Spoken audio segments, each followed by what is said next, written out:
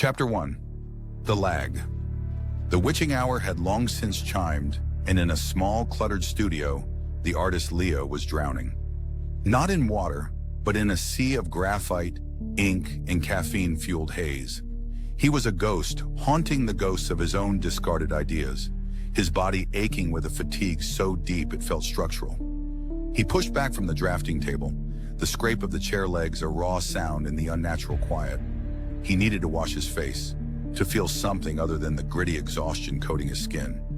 The only mirror was at the end of the long, narrow hallway, a flea market find with ornate, tarnished silver framing. It was an antique, and its glass held the kind of warped, murky depth that suggested it had reflected 1,000 other tired faces before his. As he walked toward it, his own form emerged from the shadows at the far end, a weary silhouette moving in sync with him. He reached the sink beside it, not yet looking directly into the glass, and splashed his face with icy water. He straightened up, water dripping from his chin, and finally met his own eyes. Or he tried to. Something was wrong. A disconnect, a fractured moment, like a video call with a bad connection. He blinked, and his reflection blinked a full second later. A wave of vertigo washed over him. It was a trick of the light, he told himself, a symptom of a mind pushed beyond its limits. He raised his right hand slowly, watching the figure in the glass. The reflection's hand rose too, but it felt lazy, reluctant, as if it were being forced to mimic him against its will. Dread, cold and sharp, pierced through his fatigue. He stared, unblinking, his face a mask of confusion and growing terror. And that's when it happened. In the mirror, the man wearing his face, the man who should have been mirroring his own horrified expression, did something else. Its lips, which should have been a thin, tight line, began to curve upwards. A slow, predatory grin spread across his face, peeling back over teeth that weren't his. They looked sharper. Leo was frozen, a statue of pure fear. He couldn't scream. He couldn't move.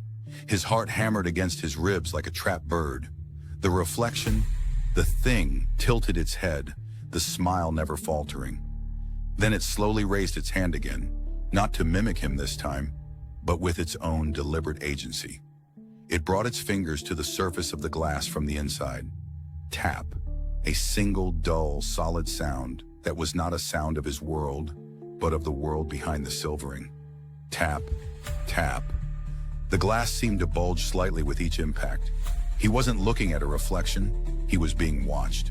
And chapter 1 had just begun. It wasn't real, it couldn't be. A trick of the light, a symptom of stress, my mind playing games after too many sleepless nights. I kept telling myself that, pacing the length of my small apartment, the floorboards groaning under my weight. My own reflection twisted into something else, impossible. I squeezed my eyes shut, trying to erase the image from my memory. But denial is a fragile shield. Tap, tap, tap. The sound was faint at first, like a moth against a window pane. It came from the bathroom. My heart hammered against my ribs. It was a rhythmic, deliberate sound. Not a leaky faucet, not the building settling.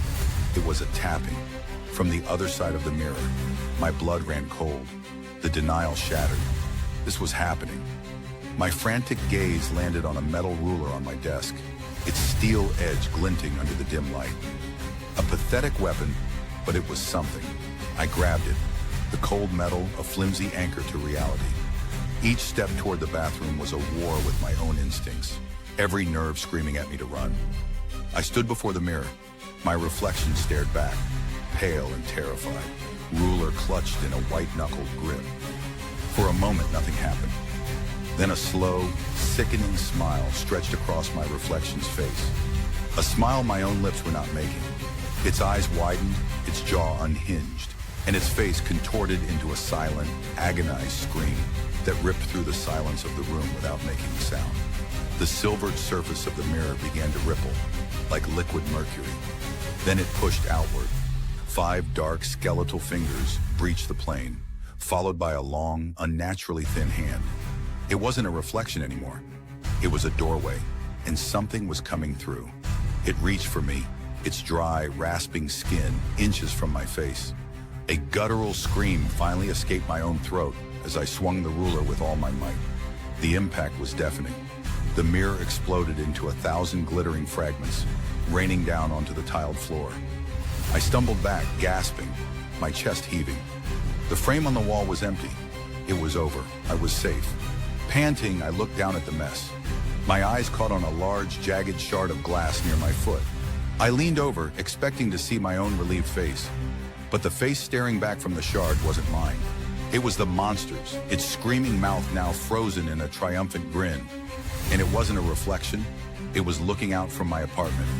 In the reflection, I saw myself, trapped, pounding silently against the glass from the other side. We had swapped places. I was in the mirror now,